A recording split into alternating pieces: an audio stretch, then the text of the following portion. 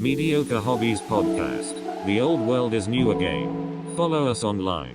Andy is at youtube.com/mediocre hobbies. Tom is at tomlandy.com.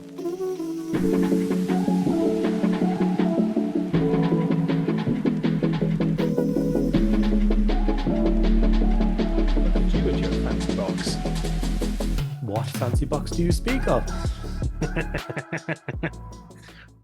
So I was listening to a podcast the other day, a history podcast, and they were talking about the 100 Years' War, Yeah. and it sounded mental, but it got was me mental. very enthused for knights.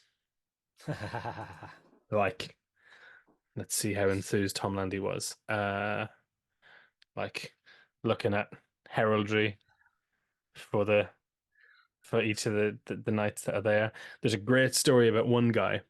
Let me see if I don't know if it'll be visible. You see that one, John the Blind. Yeah. Yeah, right. He was literally a French knight who was blinded, but they thought because he was such a good knight, he'd still be a good leader, and he literally was leading peasants into combat and like riding around the wrong way, and then had to be turned into combat for his last charge because he didn't know where things were. It's just mental. There's a blind Bretonian model. Yeah, I know. One of the questing knights has him. I So know. if you want him in your army with that heraldry, yeah, go for it. I think so. I mean, I don't want to paint that heraldry, but also at the same time. Okay, guys, welcome back to another season of the Mediocre Hobbies Podcast. This is season 3. We had a very good season 1. Our season 2 got a little bit messed up with dates and stuff, but we apologize for that inconvenience. It was both of our faults, but we are back with a vengeance for season 3. We promise to give you some regularly scheduled podcasting goodness. And we're going to start off this season strong with the Old World. So the Old World will be available to pre-order as of yesterday, of the day of release of this. And we are very much going to get stuck in and find out what we think about the Old World returning and what we think that might mean moving forward. So stick around, guys, and enjoy. The question for this one, which was episode 4, is what's it like to hold an Old World sprue for the first time in 8 years? Because that was that was when Age of Sigmar came out. So that was when Bretonians came out. And I assume, based on that box behind you, you didn't pick Tomb Kings. And it's not because of anything other than I want to play Bretonians now, as I already have everything that ever existed for Bretonians. So, for instance, I actually pointed the right way for once. You are correct. Fantastic. So, with this particular box set, I'm going to keep the box because I like the box, the rule book, Obviously. and the new Pegasus Man, but I'm going to give the rest away. Oh, cool. I don't need more peasants. I don't need more knights. Yep. I've got 50 knights. I've got 10 ground knights. I've got questing. I've got 100 peasants up there. So I don't need any more of that stuff. So I'd rather pass it along and have someone else get some enjoyment out of it. Yep, makes sense. But yes, obviously that would tick the box for me being on the Bretonian side of things, which means that I get the other Pegasus Lord and the knights on foot and stuff like that. Yeah. So yeah, I definitely want to be on the Bretonian side of things, and finally get some of them painted up. Like I talked about in my video, they were the first thing that I purchased. Yes. With my discount as a Games Workshop staff member. I bought a Bretonian army day one of working there, and that's the same models that I'm now finally putting paint on. Yeah, so you've not built any old models for a while then. I know you've done like bits and pieces, but like how was it holding one of those old sprues and going, okay, this is I built all the peasants. I hadn't built any of my peasants before. I had just ran a knight army. So that's why this time I was like, you know what, let's get some peasants done. So I did like 2 units of 16 archers, and I did 3 blocks of 20 men at arms, and I got to assemble them and glue them and just see these rank after rank of guys come together. And I absolutely loved it. It was so cool. Yeah. And it was once again harking back to that time where I used to really enjoy, like people used to talk about, I'm not a big builder. I'm like, I love building if I don't have to look at instructions. Match up exact pieces. That drives me nuts. So like every time I'm constructing a kit now, it's like I'm building something for IKEA. It's just like every single bit has to go to every single bit, and it's just irritating. And it's slow, and I don't like it. So with this, it was just like cut out all the bodies and clean them and glue them up, then arms, and then the shield, and then which heads you want them to have, and you want to command, cool, build a banner, and it was awesome. Yep. It just like it was so good. Um, it just feels good. It feels right. Like I'm playing my first actual game the day this podcast is being released. So this Sunday, Yep. I'm recording a battle report, and I have 2,000 points of Empire behind me on my new custom sexy trays. Yes. So Yes. they worked a treat. So I don't have to rebase my Empire. They're all on 25s when they're in the tray. Mhm.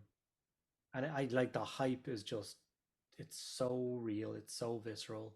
I would be interested. So, I mean, what's your opinion on pricing for the general public? So the pricing on everything I think is fine. Like I saw a really funny post actually that I saved the picture. Because it was that exact thing. Like everybody's complaining about the price of like the big box set, for instance. And then I saw this one, which is the I'll get it'll focus. Basically, it's like 76 models, including a full size rule book for 150 quid, and the whole community's like no. And Yep. then it's like the box the Space Marines from the new box set. It's like 13 models for 100 quid, and they're like, yeah, that's good. That's like, why are you okay with this? And then all of a sudden, this is Oh, a really weird the bad Terminator House thing. I and don't. like the Vanguard guys are. Yeah, yeah. Yeah, but this is the same reason that the Lion, excellent model, won model of the year. Like people like Space Marines. That's the way it Yeah, is. So, yeah. not to complain. So I don't have the euro prices in front of me, so I'm just getting just because I don't spend euros anymore.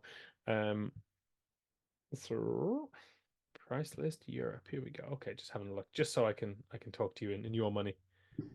In real money. Yeah, it's just good to talk to people in their own language. So I This I is think the what I have Bretonian a real box is problem with. I have a real problem with this. the fact that it's just the old stuff. Just the price of it. What was it before? Tenner. Getting €9. Are they even on this list? It's like 32.50. What? Yeah, I expected it. If I was like, when I first saw the price, I was like, oh, it'll probably have 4 trays. How 250? Okay, yeah, that's quite high. It's ridiculously high. They're 2 plastic sheets and some bloody frames. But it's a specialist game, and this took up space where they could have been printing Space Marines. This is the truth, right? Everything that's coming out for this now, this took up a lot of space that they could have been printing something else that would sell. So I I agree don't with think you, it's expensive. that factors into their pricing module of something. That's why it's 30 to 50. No, it's just greed, I think, on the part. Like, if I get a Well, beautiful model and stuff, I'm fine with it. I get it. But it's literally an old kit. They already stamped, yeah. they've already made the money back on that mold when they sold it originally. I think you're going to give people a reason to be annoyed or a reason to not want to get into it. I always think it should, like, getting into something should be the easiest thing in the world. Your starter box should be the best value, and those things. It shouldn't be kicking the balls every time you try and pick something else up. And yeah, you will literally have to incur that cost into a unit now. It's like, oh, I'm buying a new unit. Oh, it's going to be 40 Plus 30 dudes, quid. 20 dudes. Okay, so if I buy 2 boxes of that, that's 80 quid, and then like half a pack of these trays, so an extra 15 quid for this. Like, yeah, just I couldn't. I honestly, God was like gobsmacked. I was scrolling through the list of price, and I was like, this for 205 for the Bretonians or whatever, and 220 for the Tomb Kings. I was like, yeah, that makes sense. 206 and 230. Yeah, it was like you're getting your 55 euro rule book in there, and then Yep. like 1,250 point army. It's a pretty good starting point with the rule Well, book. how much is Fancy Man on Pegasus? He's 55 euros as well, right? So 55 quid plus a book, that's 110. I absolutely think 100 quid for the 12 knights and 60 guys or whatever is good value. Yeah. Like by default. And I think last weekend's prime example of why you buy, if you're interested, you buy the box when it comes out, because if you look at the 4 or 5 Tyranid models that they've just released, with none of the troops, Yeah. it's worth more than the Leviathan box was. Yeah. And Always. if I'm not saying that it's good value. I'm saying that if you want the models, you buy it early or you pay more later on. That's just the way it is. That's definitely the way it's bought. Like the box sets are always a money saving thing. Mm. Obviously, it will get less value if you want to buy multiple. Like Yeah. if you're like, I want to do Tomb Kings and Bretonians, well, you don't really need 2 rule books, but perhaps you can pass the rule book on. You can sell it to someone or give it to a friend to get them involved or something like that. So I But particularly want. it's still going to be cheaper to buy the 2 boxes and have the rulebook spare than to Yeah, just go and buy the unit separately. yeah, So yeah. Especially when I reckon that dragon will probably be because the dragon's not out separately yet, so we don't know what price he is. yeah, but probably 60 quid, 50, 60 quid probably.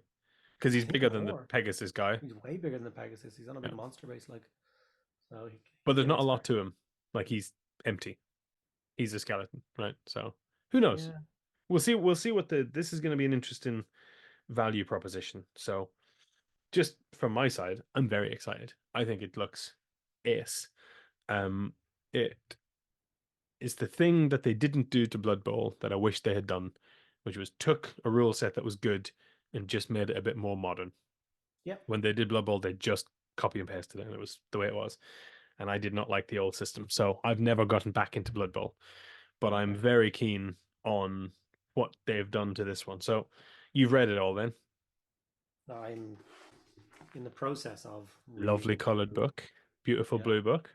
isn't it gorgeous? Such a nice aesthetic. It's My nice, isn't favorite it? thing is the 9 army shields that are all on the bottom. I love that. Like a little touch there. It's absolutely stunning. Yeah, I watched the battle report today. Warhammer Yep. Plus put out, and I've been reading. I'm up to spell resolution in the rule book right now. Cool. Trying to get through and read stuff. But like I said, there's a bunch of things that I've learned, and a bunch of things that I think are really cool. And there's a little rule that I learned in watching the battle report today, which is cool because like you played old fantasy. Yep. You know how Loads. it works. You charge in, you have a combat, you work out combat resolution, you roll, Yep. and then if you run down, if the enemy unit flees, you roll high enough, you catch them and you kill them. Okay, Of course, old school. of course. But you were stuck like that at the end. So it's like on your next turn, you'll pivot to face something useful, and then maybe the turn after that you'll go off and do so. You know what I mean? Because you're in a big Yeah. square, it's hard to maneuver around. So like that one big charge, if you do that on turn 2, you're talking You're about turn off around the end turn of the table 4. with nothing to do. Yeah. Whereas you take a leadership test now when you catch, and it's called a restrain and reform. Oh, and you So just do an you immediate destroy reform. them, and then you turn to face a new direction. So on your next turn, you can pretend like the enemy still has a chance to do things and react, but like you get to put them into a position where they're going to be useful again straight away. Yes. I think that is just the best thing since sliced bread. I was like, I didn't even realize that that was a problem until they gave me the solution. I was like, oh my god, they're so right. That was so annoying back in the day. So many of those things were a problem, and we just lived with it because Yeah, it was the way easier. it was. Well, it's not even. It was. What was it? I remember. Was it Beastmen had 7 years between a codex or a battle tome? An army book. Yeah, sure, whatever they want to call them. Yeah, I'll buy. What are they called now? Arcane journals. Arcane Remember, they're journals. not arcane journals aren't codexes or battle tomes No. or whatever. That's not what they are. They're more like the old school paint guides, aren't they? In essence, it's like more faction detail and also special rules. Special rules, but like there's special units in there, which aren't in the standard book. Yes. So, for instance, for Tomb Kings, one of my favorite ones is a Tomb Guard chariots. And then it gives you the designer's tip where it's like, if you want these models, you convert them. You put some Tomb Guard on some chariots and you're good. And you're like, oh, cool. This is awesome. So I like that they put the like, you're a competent modeler. I'm sure you can make some Tomb Guard chariots if you want, go for it. We've thought about this. Not enough that we could make one, but we've thought about it. Well, they could just sell you 6 chariots in a box Tomb Guard for 300 euros or whatever. But like, the arcane journals are great because, like I said, you don't need them. All you need is a rule book and your either your good book or your bad book. But like here, they're like, here's this extra book, and I'm like, okay, I don't really need it. And it's like, it's only 21 euro. I'm like, oh, okay, I'll buy it anyway. Like it's just a cheap little thing that adds a little bit of fluff, a little bit of detail, other type of way to play with this army. Some cool little units, not necessary, but I'll get it for the collection and have a nice shelf of these beautiful blue books. So I'm definitely in for them. And like put my money where I'm at this. I don't get those for free. Like I got the rule book because it was in the box. I have the other ones as PDFs. So I'll physically go out and buy all those books because I think they're awesome. I don't want to support old world. I want it to be successful. how many models did you get into an army? So I wrote what should I be expecting? I wrote a 2,000 point empire list. Yep. And it has. See, I've gone a little bit against the meta. Well, there is no meta, but like what? You've done what now? So there's obviously like ranks of 5 is the traditional thing now, but I went for some of my units are 7 because I wanted the Okay. unit busting units. Okay. So I'll get 4 more guys fighting in every fight that I fight against 5 dudes. You know what I mean? Because I'll be wider fronted. So I went with that for my great swords, flagellants, and a unit of swordsmen. I've gone for 28s in those, so it's 4 ranks of 7. Yeah. So I got a detachment of 28 swordsmen with a detachment of halberdiers, 10 strong, and handgunners, 10 strong. We got a great sword unit, 28 strong, with the same detachment. 28. Yeah, 7, 14, yeah, 28. So So I think I'm up to about 72 models so far, but I'm gonna have to check that in the edit. Yeah. So, like I said, 28 plus 10 handgunners plus 10 halberdiers. And then I got a block of 28 flagellants. I got a block of 20 more halberdiers just as a basic unit. I got a level 4 wizard, a lower level warrior priest, a cannon, and a steam tank. So steam tanks exist. Oh, yeah. Yeah. Hmm. So that was my So 2,000 points. my bad counting is about 130. Something around that, yeah. That's Empire, so they're a little bit cheaper. So It's everyone else knows this, but I don't know yet. So what are you painting for launch day? uh, Is it one of these just in the movement box set. trays? Because the one in the box is different to this one. Oh, is he? Yeah, I only found that out when I got them. Because even when I got the email, I was like, why are they sending me the Pegasus guy? He's in the box set. Like they clearly derped the next saying, this is the battle standard bearer on Royal Pegasus, and the other guy is the Duke or the Lord on Royal. He doesn't have the banner or anything. What? But Yeah, on the back it's like huh? this box set allows you to make a Bretonian Paladin battle standard bearer mounted on a Royal Pegasus, and then He's a duke or a yeah. the one on the back is a Duke on Royal Pegasus, and it says it also makes a Baron on Royal Pegasus. But the poses are identical. I, So I, is it just a frame for the character? I don't know. Like the rider is totally different. Yeah. Horse But is the pretty horse is the identical. same because there's an image from. Is it maybe it's the Yeah, the horse is. So maybe it's the character sprue that goes on top is it's different. gotta be. That's a real surprise. I did not expect that. Yeah. Oh, I do have another disappointing. Go on. I'm gonna say it. I'm gonna tell people. I'm gonna let the world know. I'm a big transfers man. You're not getting enough whippy extremely sticks. disappointed. I've got whippy sticks in here. Oh yeah. I'm extremely disappointed with the Bretonian transfer sheet. Why? Because they're from 1995. No, they're new.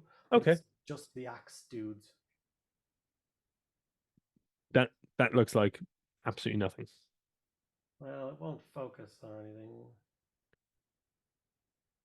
What if I hold it back here? Anyway, I'll zoom you know in. this symbol. Zooming in hands. Yes. It's that 100 times. Oh, well, that's good if you like that. It's like, Yeah, but I'm sat here. I'm sat here with Horus Heresy transfers, and it's like I don't want Imperial Fist or Eye of Horus, but that's what I get. Yeah, not good. What either. this means is they can now do dukedom sets. I hope they do, because I was expecting like a modern version of the old one. But it's like you should all be this particular color scheme with this particular. No, why would you make me do that? So yeah, I will be getting some third-party transfers to chart up my units because I'm doing every unit as a solid color. I've got a question now about third-party stuff. So Yeah, I think that the death of the old world back in 5 years ago and the re-emergence of Epic 40K has been massive for independent companies. So Epic also died a long time ago, and now we've got it back with Legions Imperialis. And so the internet is entirely full of 3D printable things for Epic. As it literally Epic, because that's the game that they've designed them for. And there were huge companies, small, independent, and big companies designing rank and flank models for the world that was. Yep. Any of them, do you think they're going to be massive now? Do you think that people are just going to buy rule books and books and GW is going to sell a couple of box sets and a lot of people are going to go elsewhere? Or do we think that it's going to be GW all the way. What's your like thoughts on it? Because this is not necessarily even 3D printed stuff, but stuff that has been designed by somebody else and cast and sent to you. Like, do we think that's going to be a big thing for the old world? Yeah, then will it have a big impact on it? Yes, I think it probably will. And I think it probably has had on Epic as well, because I've said it with Epic a bunch as well. Like, I'm seriously concerned by the 3D printing market.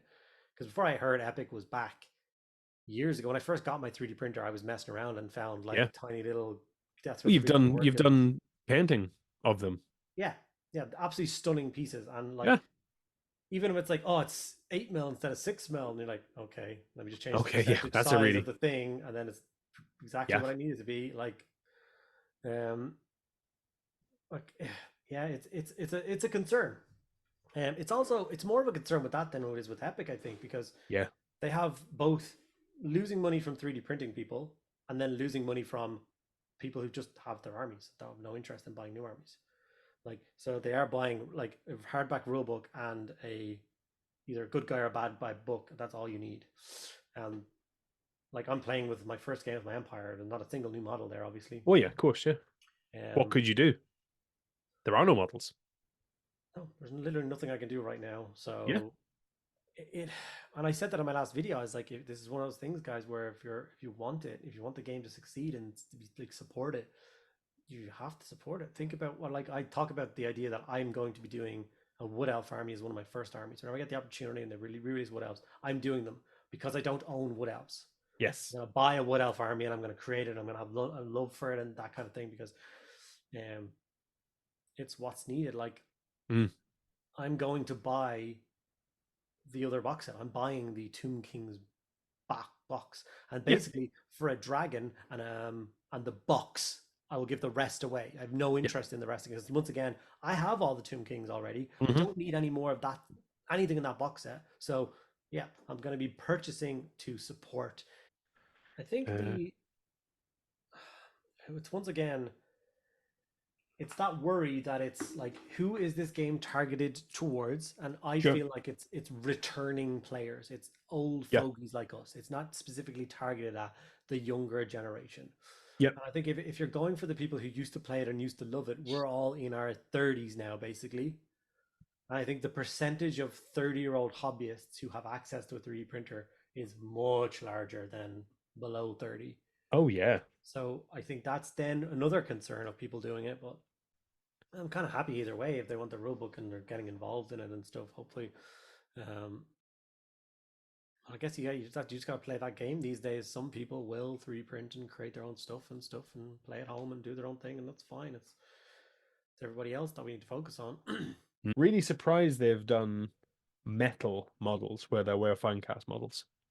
Yes, I'd be interested to see if they're just casting the fine cast molds, if they Yes. can. That was the You have idea. metal.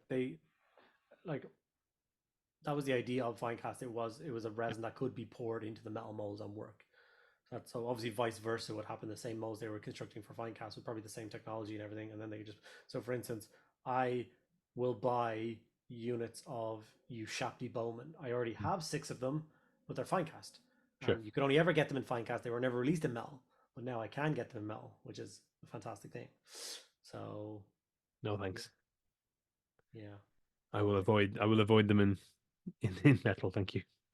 you're one of those. Yeah, I like the metal. I hate metal. Everything. I've never had a good experience with metal. Some I hate people metal. didn't. This is my only thing to glue things together with, and I do not want metal. I hate it. I'm not saying Finecast is the answer, by the way. I'm just saying I hate metal. I hate working with metal. I am not looking forward to a single kit that is metal and plastic. No, thank you.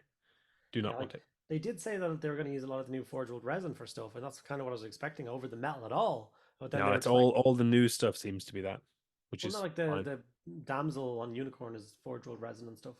Yeah. All the new stuff will be resin, yeah. Yeah. But I don't think they'll ever do a new metal model. But there's lots of old metal models that are definitely coming back.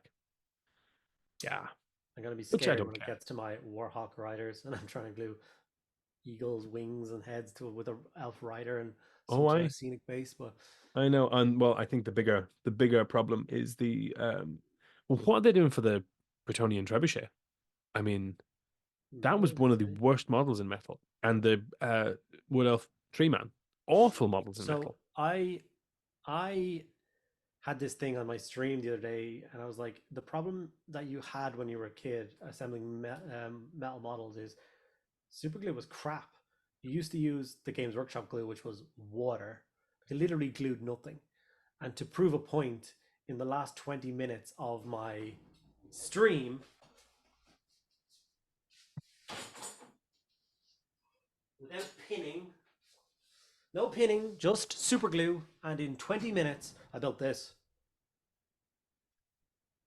And it's sturdy, it's not going to fall apart or break or anything. It's good, because that's just what the new gel super glues are like. They find all the nooks and crannies, they seal everything, and they go rock solid really fast.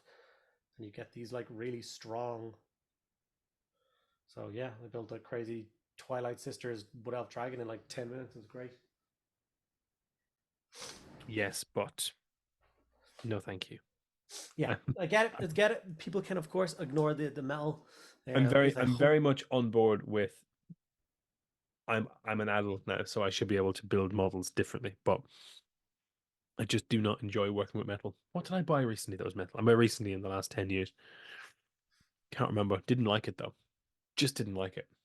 I don't like how it feels. I hate the fact that it expands and contracts.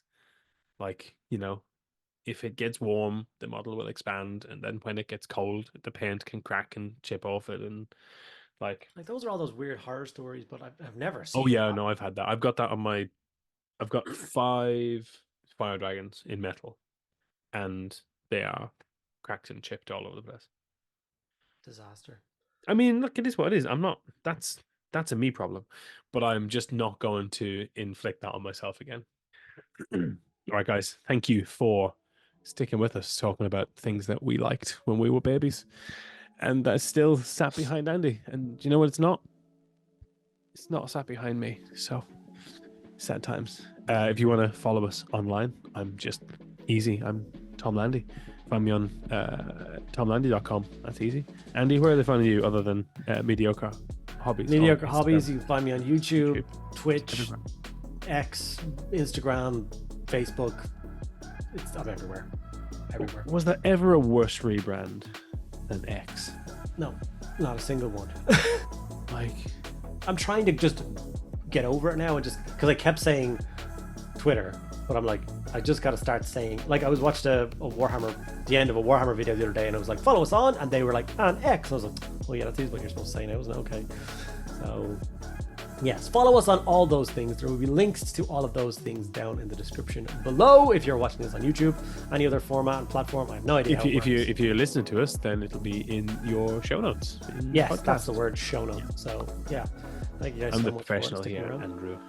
He does all the work. I literally just talk to the camera, and he does everything else. It's a godsend. So yeah. Well, thanks everyone. Bye. Bye.